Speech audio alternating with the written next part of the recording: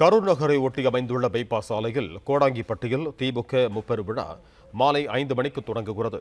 முதலமைச்சர், துணை முதலமைச்சர் உள்ளிட்டோர் பங்கேற்கும் நிலையில் பிரம்மாண்ட ஏற்பாடுகள் செய்யப்பட்டிருக்கின்றன. கூடுதல் விவரங்களோடு இணைகிறார் எமது செய்தியாளர் மாணிக்கம். வணக்கம் மாணிக்கம், உங்களிடம் இருக்கும் தகவல்களை சொல்லுங்க.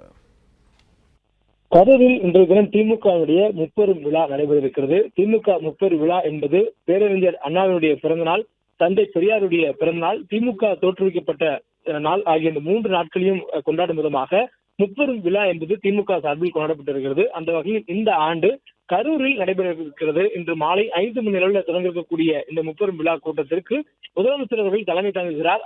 முதலமைச்சர் அவர்கள் இந்த விழாவினுடைய தலைமை உரையும் ஆற்ற இருக்கிறார். இந்த விழா பெருமை ஆற்றக்கூடிய நேரத்தில் முதலமைச்சர் பல முக்கியமான விஷயங்கள் குறித்து பேசுவார் என்றும் சொல்லப்பட்டிருக்கிறது. மாலை 5 மணி அளவில் தொடங்கக்கூடிய இந்த நிகழ்வுல பல்வேறு நபர்களுக்கு விருதுகளும் பாராட்டு சான்றிதழும் வழங்கப்பட இருக்கின்றன. குறிப்பாக திமுகவில் சிறப்பாக செயல்பட்டு வரக்கூடிய 16 கழக நிர்வாகிகளுக்கு விருதுகள் வழங்குவதற்கான ஏற்பாடு செய்யப்பட்டிருக்கிறது. அவர்களுக்கான நற்சான்றுகளும் மற்றும் பண முடிப்பு ஆகியவை வழங்கப்பட இருக்கிறது. அதே போன்று ஒவ்வொரு ஆண்டும் திமுகவுடைய முப்பெரும் விழாவில் விருதுகள் வழங்கப்படும். அந்த வகையில் பெரியார் விருது, அண்ணா விருது, கலைஞர் விருது, பாவேந்தர் விருது, பேராசிரியர் விருது, ஸ்டாலின் விருது போன்ற விருதுகள் வழங்கப்படுகின்றன. இந்த ஆண்டு முப்பெரும் விழாவில் கூடுதலாக ஒரு விருதாக முரசொலி அறக்கட்டளை சார்பில் முதன்முறையாக முரசொலி செல்வம் விருது என்ற விருதும் அறிமுகப்படுத்தப்பட்டு விருதாண்டு வழங்கப்பட்டிருக்கிறது.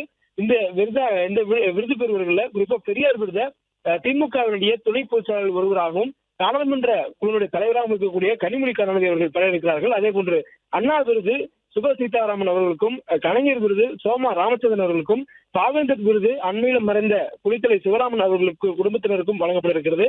அதே போன்று பேராசிரியர் விருது மருதூர் ராமலிங்கம் அவர்களுக்கும், முதலமைச்சருடைய மு.க. ஸ்டாலின் பேரில் இருக்கக்கூடிய மு.க. ஸ்டாலின் விருது பொங்கலூர் நா. பழனிசாமி அவர்களுக்கும் வழங்கப்பட இருக்கிறது. அதே போன்று முதல் முறையாக அறிமுகப்படுத்தக்கூடிய இந்த முரசொலி செல்வம் விருது என்பது மூத்த பத்திரிகையாளராக இருக்கக்கூடிய A.S. பன்னீர்செல்வம் அவர்களுக்கு வழங்கப்படும் என்று அறிவிக்கப்பட்டது. அதன்படி அவருக்கு இன்றைய தினம் இந்த விருது வழங்கப்படும் என சொல்லப்பட்டிருக்கிறது. தொடர்ந்து இந்த விருதுகள் வழங்கியதற்கு பிறகாக விழாவினுடைய நிறைவாக முதலமைச்சர் மு.க. ஸ்டாலின் அவர்கள் உரையாற்றுவார் என்றும் சொல்லப்பட்டிருக்கிறது.